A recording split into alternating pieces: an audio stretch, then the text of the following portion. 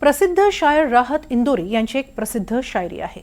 सरहदों पर बहुत तनाव है क्या, कुछ पता तो करो चुनाव है क्या। अर्थात शहरांमध्ये तणाव निर्माण झाला की समजून घ्या निवडणुका जवळ आल्यात। असंच काहीसं बंगालमध्ये घडतंय की काय असा प्रश्न आहे, कारण बाबरी मशिदीचा मुद्दा पुन्हा पेटलाय। बाबरी मशीद बंगालमधल्या मुर्शिदाबादमध्ये बांधणारच असा निर्धार तृणमूलचे निलंबित आमदार हुमायूं कबीर यांनी केलाय। बाबरी मशिदीची पायाभरणीही त्यांनी केली आहे। बंगालमध्ये पुढच्या वर्षी निवडणुका होत आहेत, त्याच वेळी हुमायूं कबीर हे दुसरे ओवेसी बनू पाहतायत का अशी चर्चाही सुरू झाली आहे। पाहूया सध्या पश्चिम बंगालमध्ये बाबरी मशिदीवर कुठल्या वेगवान घडामोडी घडतायत।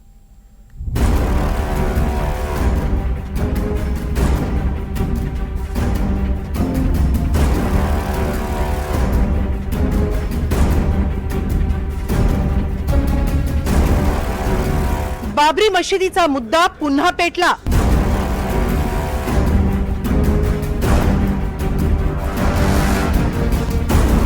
हजारो विटा घेऊन पश्चिम बंगालमध्ये बाबरीचा घाट।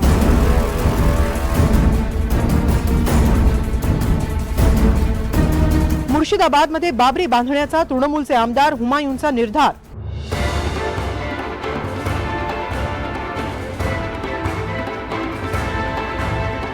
हातात किंवा डोक्यावर विटा घेऊन हा जमाव मुर्शिदाबादमध्ये दाखल झालाय। मुर्शिदाबादमध्ये बाबरी मशीद बांधायचीच असा यांचा निर्धार आहे। तृणमूलचे निलंबित आमदार हुमायूं कबीर यांच्या नेतृत्वाखाली बाबरी बांधण्याचा घाट घातला जातोय। त्यासाठी पश्चिम बंगालमधल्या मुर्शिदाबादमध्ये जवळपास 3 लाख लोक जमले। मुर्शिदाबादमध्ये बाबरी मशिदीची पायाभरणी करण्यासाठी हुमायूं कबीर आक्रमक आहेत। मुर्शिदाबादमधल्या बेलडांगामध्ये कार्यक्रमाच्या ठिकाणी हुमायूं दाखल झाले। दुसरीकडे बेलडांगामध्ये बाबरी मशीद बांधण्यासाठी पैसे गोळा करण्यास सुरुवात झाली। हुमायूं कबीर यांच्या आवाहनानंतर एका चादरीमध्ये नोटा गोळा केल्या जात आहेत। ऑनलाईन पेमेंटही स्वीकारलं जात आहे। या कार्यक्रमाला सौदी अरेबियामधून लोक येत आहेत। तब्बल 150 फूट लांब आणि 80 फूट रुंद स्टेज तयार करण्यात आलाय। बिर्याणीची 60,000 पैकेट्स तैयार करण्यात आली आहेत। पश्चिम बंगाल के मुर्शिदाबाद जिले के बेलडांगा इलाके में हजारों लोग एकत्रित हुए हैं। धार्मिक नारों के साथ ईंट लेकर आ रहे हैं। बाबरी मस्जिद की ईंट लगाने के लिए, यहाँ पर उसका योगदान करने के लिए धार्मिक झंडे और उनके साथ साथ लगातार यहाँ पर नारेबाजी, क्योंकि जो संख्या है लोगों की वो बढ़ती चली जा रही है। आसपास के गांव के सभी इलाके से लोग आ रहे हैं, आसपास के जिलों से, यहाँ तक कि दूसरे प्रदेशों से भी बहुत सारे लोग आ रहे हैं। ये ईंट लेकर आ रहे हैं और ईंट लेकर जा रहे हैं बाबरी मस्जिद। ये ईंट कहाँ से लेके आ रहे हैं आप? ये बहुत सारे ऐसे लोग हैं जो ईंट कहाँ से लेकर आ रहे हैं? बाबरी मस्जिद लगे ईंट, बाबरी मस्जिद तैयारी होबे तार लगे ईंट। इसके कहाँ से आ रहे हैं सब ईंट लेकर? अभी ईंट लगाने सब 8 किलोमीटर दूर से ला रहे हैं सब। हाँ 80 किलोमीटर दूर से आ रहे हैं। 80 किलोमीटर हमरा मुर्शिद, हाँ इधर से मुर्शिदाबाद शेष सीमाना থেকে। पश्चिम बंगालच्या मुर्शिदाबादमध्ये बाबरी मशीद बांधण्याची घोषणा करण्यात आली आहे। हुमायूं कबीर यांना टीएमसी मधून निलंबित करण्यात आलंय। ते नवा पक्ष स्थापन करण्याची शक्यता आहे। बंगालच्या कट्टर मुस्लिमांचा हुमायूं कबीर यांच्या घोषणेला पाठिंबा आहे। मुस्लिम समाजातले तरुण विटा घेऊन मुर्शिदाबादकडे निघालेत। हुमायूं कबीर ओवेसी होऊ पाहत असल्याची जोरदार चर्चा आहे। बंगालमध्ये पुढच्या वर्षी विधानसभेची निवडणूक होतीये। कुछ नहीं बोलूंगी, पुलिस मेरा पूरा सपोर्ट दे रहा है। पुलिस के साथ बात हो गया। कल ऑनरेबल हाईकोर्ट जो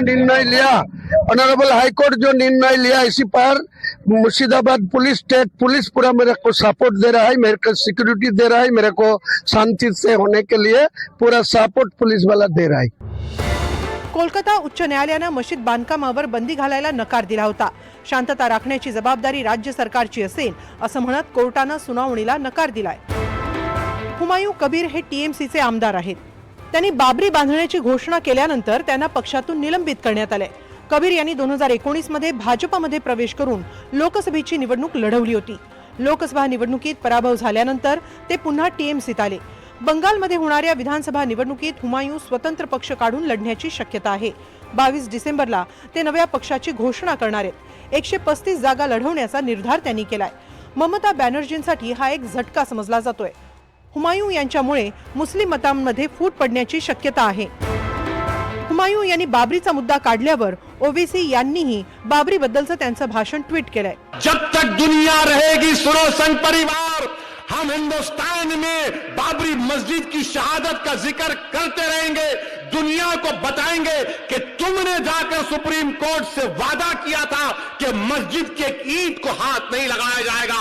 तुम्हारे लोगों ने मस्जिद को शहीद किया और हमारी मस्जिद जो 550 साल से वहां पर थी, जहां पर हमने हय्या अल सलाह और हय्या अल फलाह की सदाएं दी, तुमने मस्जिद को शहीद किया और मोमेंटो के तौर पर तुमने ईंट को उठाकर लेकर गए।